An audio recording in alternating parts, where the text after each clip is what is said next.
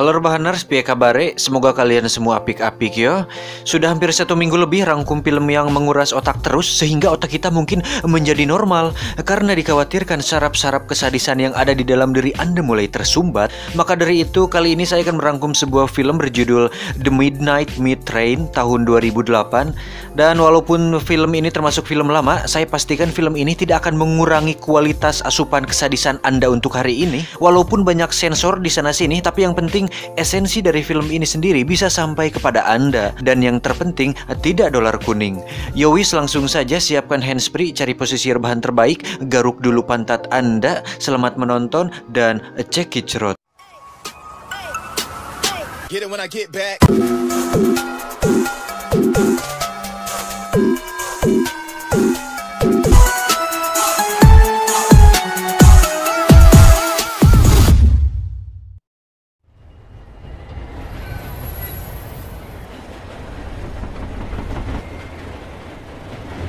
Film ini diawali dengan seorang pria yang sedang duduk sendirian di dalam kereta malam yang sepi. Tiba-tiba terdengar suara dari gerbong lain. Dia pun berdiri dari tempat duduknya. Saat berjalan, tiba-tiba dia terpeleset. Ternyata lantainya sudah dipenuhi dengan darah yang ngayambang. Pria itu pun bangun dan terkejutnya dia saat melihat seseorang sedang mencincang sesuatu dan di sana sudah banyak darah yang muncrat kemana-mana. Dan inilah The Midnight Meat Train. Anjir, adegan awal saja sudah banyak darah-darahnya. Bakal seru nih. Lanjut, kisah akan berfokus pada seorang pemuda bernama Leon. Dan tebak siapa orangnya? Wey, lagi-lagi si Mamang Bradley Cooper. Di film ini Leon berprofesi sebagai seorang fotografer yang menjual foto-fotonya untuk dipamerkan di sebuah galeri.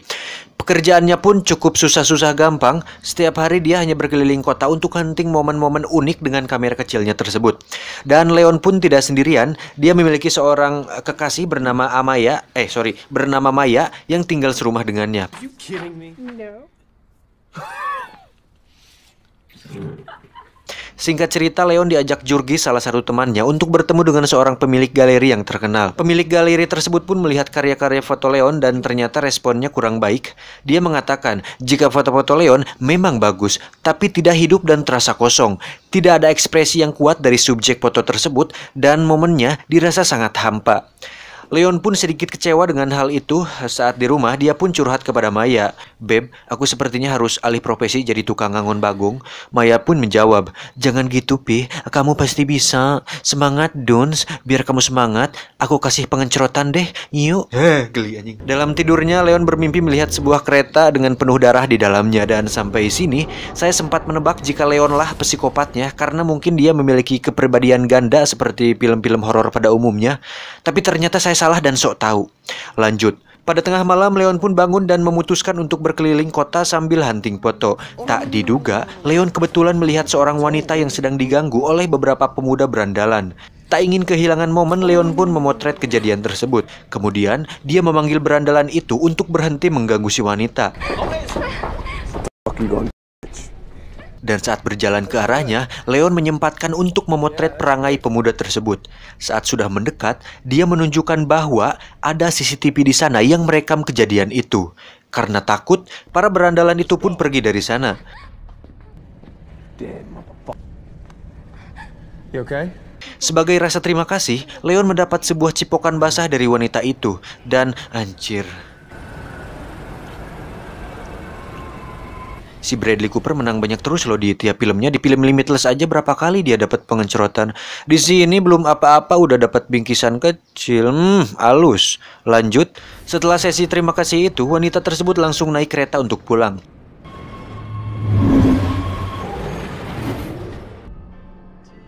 Di tengah perjalanannya, dia didatangi oleh seorang pria misterius berpakaian rapi yang membawa sebuah palu besar. Tak diduga, pria tersebut langsung menghantam kepala si wanita dengan palu itu. Alhasil, dia pun tewas saat itu juga. Esok pagi, Leon menunjukkan foto-fotonya kepada Maya dan itu membuatnya terkesan.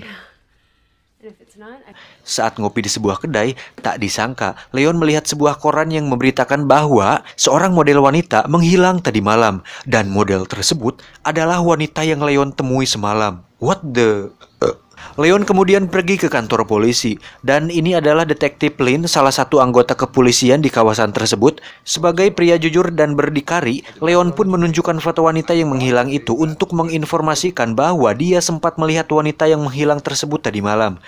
Dirasa informasinya tidak cukup membantu, Detektif Lin pun memberikan kartu nama apabila Leon punya berita terbaru.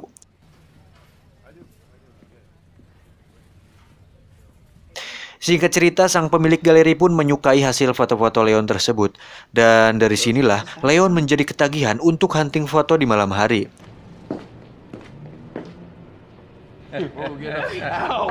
Adegan berpindah ke tempat lain, di mana ada 3 orang yang sedang mengobrol di dalam kereta.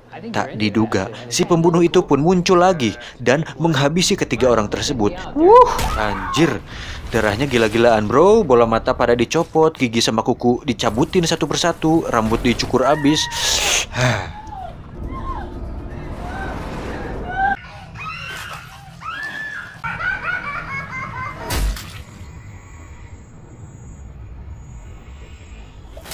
Di sisi lain, Leon sedang duduk di pinggir jalan sambil melihat-lihat momen yang bagus. Tak diduga, si pembunuh itu pun muncul. Dan inilah awal di mana hidup Leon akan berubah. Leon yang melihat sebuah karakter kuat pada wajah pembunuh itu pun langsung memotretnya beberapa kali dan mencoba mengikuti kemana pembunuh itu pergi. Tanpa Leon tahu bahwa si pembunuh itu adalah seorang pembunuh. Loh, tak disangka, si pembunuh itu pun merasa dirinya diikuti dan mencengkram tubuh Leon saat dirinya lewat.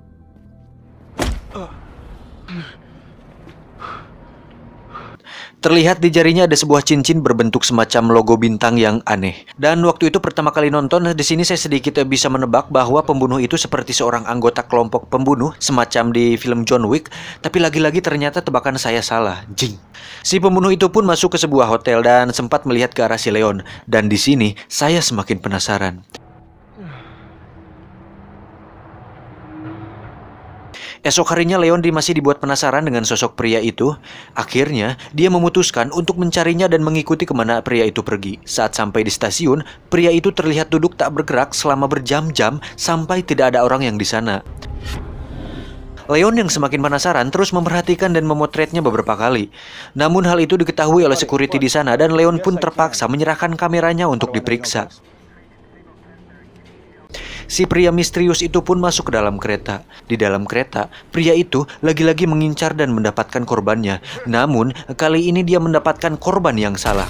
Karena korban tersebut adalah seorang tentara, membuat pria pembunuh itu sedikit kewalahan dibuatnya. Sampai-sampai suara perkelahiannya terdengar oleh kondektur kereta di sana. Sang kondektur pun mengambil pistol dan menghampiri mereka berdua. Tak disangka, si kondek itu malah menembak si korban. Loh, kok ternyata petugas keamanan kereta itu adalah bagian dari semua ini dan sudah kenal dengan pria pembunuh itu. Dan sekarang semuanya mulai terungkap sedikit demi sedikit. Esok harinya, karena Leon masih penasaran apa yang dilakukan pria itu, dia pun terus mengikuti pria itu sampai di suatu tempat. Dia akhirnya mengetahui jika pria tersebut berprofesi sebagai seorang tukang daging atau tukang jagal. Di suatu titik, keberadaan Leon pun akhirnya diketahui.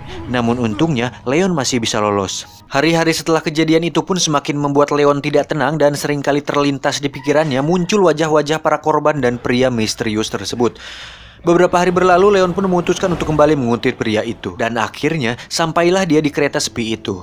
Leon yang berada di gerbong lain pun hanya bisa menunggu apa yang akan dilakukan pria itu. Saat situasi sudah sepi, pria itu pun melancarkan aksinya. Hal itu pun disaksikan langsung oleh Leon yang mengintip di belakang pintu gerbong. Tak diduga, pria tersebut akhirnya menyadari keberadaan Leon. Leon yang panik pun langsung lari dari sana. Tapi, pria tersebut berhasil menangkapnya. Lalu, bagaimana nasib Leon selanjutnya? Iklan dulu. Kalian butuh gear berkualitas dengan harga terjangkau, tapi masih ragu takutnya pesan tripod yang datang kipas angin? Kalian tidak perlu bingung, karena ada Plaza Kamera. Tempat terlengkap dengan barang berkualitas tinggi. Si John pun sudah membuktikannya.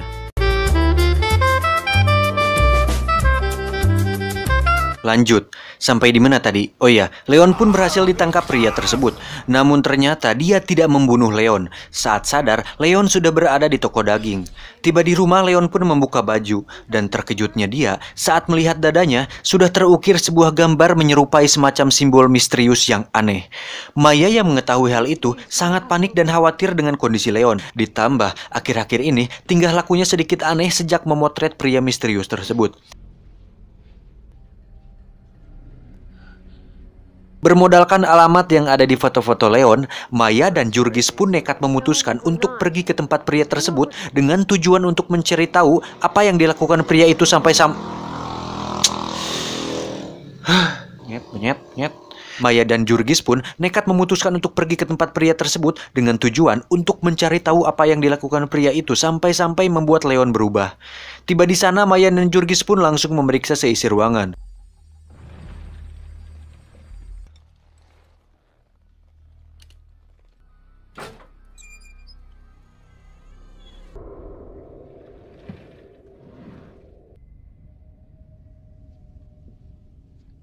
Tak diduga, si pria itu tiba-tiba muncul di belakang dan langsung melumpuhkan si Jurgis.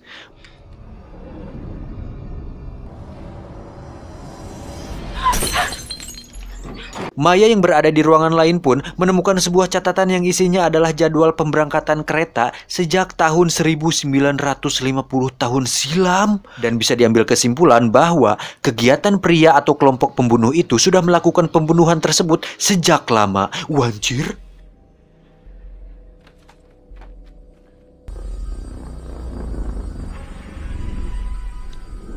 Saat Maya melihat pria itu sudah melumpuhkan Jurgis, dia pun lari dan pergi menemui Detektif Lin. Maya kemudian menceritakan semuanya. Namun, Detektif Lin tidak mempercayainya dan menganggap itu semua omong kosong. Maya kemudian pergi dari sana dan menelepon Leon untuk memberitahukannya bahwa Jurgis sudah diculik pria misterius tersebut. Tiba-tiba, Detektif Lin muncul di belakangnya. Dia mengatakan, kembalikan catatan itu. Maya pun langsung menodongkan pistol yang dia dapatkan dari rumah pria misterius itu. Di situ pun akhirnya Maya sadar bahwa Detektif Lin terlibat dengan semua kejadian ini. Dan jika antum perhatikan, kalung yang dipakai Detektif Lin gambarnya sama dengan simbol cincin yang dipakai oleh pria itu. Jadi bisa disimpulkan bahwa kemungkinan benar-benar ada sebuah kelompok tertentu yang menaungi kegiatan bunuh-membunuh tersebut. Maya bertanya, di mana Jurgis? Detektif Lin menjawab, dia ada di kereta jurusan Sukabumi Purwokerto. Maya pun langsung pergi dari sana dan kemudian pergi ke kereta tersebut.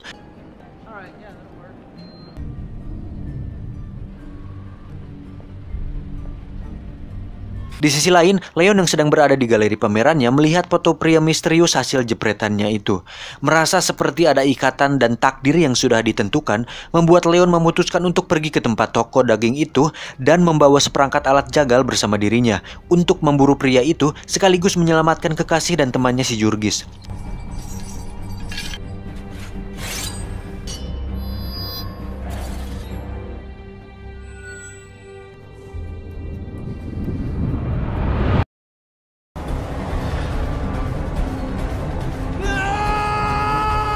Kemudian Leon langsung lari dan melompat ke kereta yang sedang melaju. Maya yang berada di dalam kereta langsung dikejutkan saat melihat sudah ada beberapa orang yang tergantung yang salah satunya adalah temannya si Jurgis. Saat si pria muncul, Maya langsung menembaknya, tapi tidak tepat sasaran karena dia belum pernah menembak dan bermain PUBG sebelumnya. Kemudian Maya pun lari, tapi pria itu melemparkan palunya seperti Thor dan Maya pun terjatuh. Saat akan membunuhnya, tiba-tiba pria itu dikejutkan dengan kemunculan Leon dengan pisau di tangannya. Dan terjadilah fighting di antara mereka. Dan disinilah PR berat buat saya karena harus memotong bagian-bagian berdarah saat mereka bertarung di antara mayat yang berayun di sana. Sayang sih, ini dipotong klipnya, nggak bisa kalian lihat. Tapi gimana atuh? Ada ular kuning. Singkat cerita, Leon pun berhasil membuat pria tersebut terlempar dari kereta. Dan akhirnya, mereka pun bisa pulang dengan damai. Tapi tidak lama kereta pun berhenti. Keadaan di luar sangat gelap dan entah mereka berada di mana.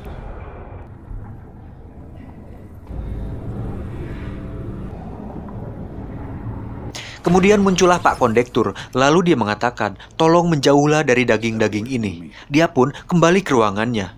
Leon dan Maya yang kebingungan dengan maksud perkataan si Kondek, seketika dikejutkan dengan kemunculan beberapa sosok makhluk menyeramkan seperti monster yang memakan tubuh-tubuh tersebut.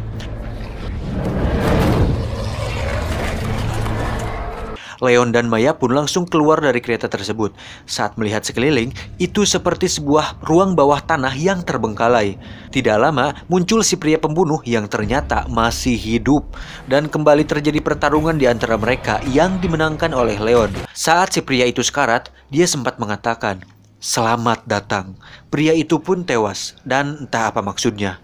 Tidak lama, si Kondektur pun muncul. Leon yang sudah kepalang nafsu langsung menyerangnya, tapi Leon langsung dicekik dan diangkat ke atas. Si Kondektur pun kemudian mencabut lidah Leon sampai putus, lalu melempar Leon dan kemudian memakan lidahnya. Anjir.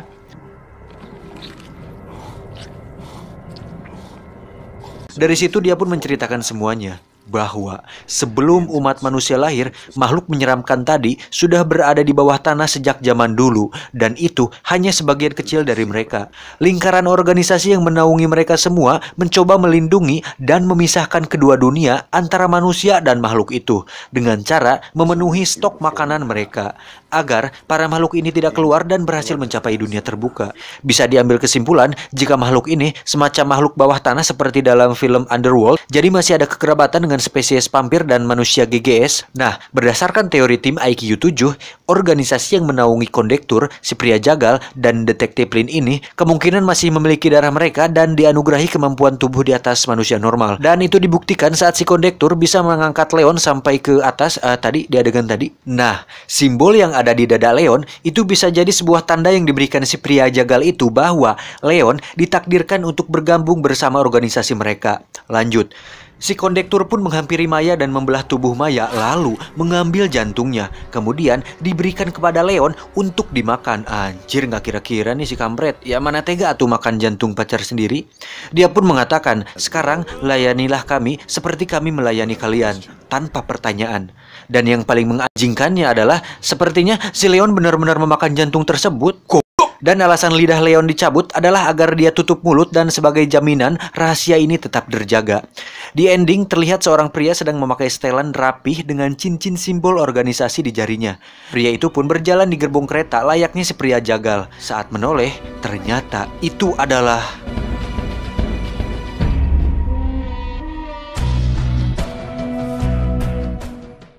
tamat. Ending yang sangat membagongkan.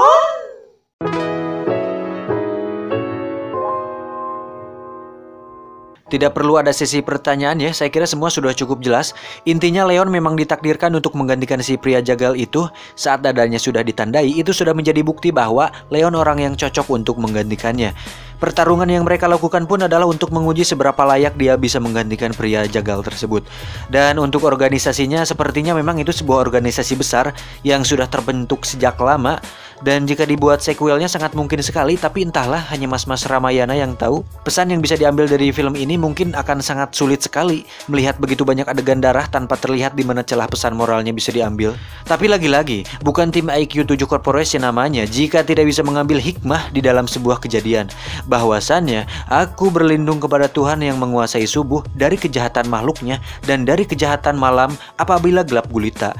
Maka dari itu, terutama untuk wanita, janganlah keluar malam sendirian apalagi memakai pakaian yang belum selesai jahitannya, karena itu bisa mengundang syahwat dan kejahatan di malam hari. Maka dari itu, waspadalah, waspadalah, waspadalah. Jangan lupa subscribe, like, komen, share agar saya dapat uang dari AdSense untuk mengganti biaya kopi dan rokok selama saya ngedit video ini. Saya John dan segenap kerabat kerja yang bertugas selalu mengucapkan selamat siang dan selamat beraktivitas. Salam pengangguran Indonesia.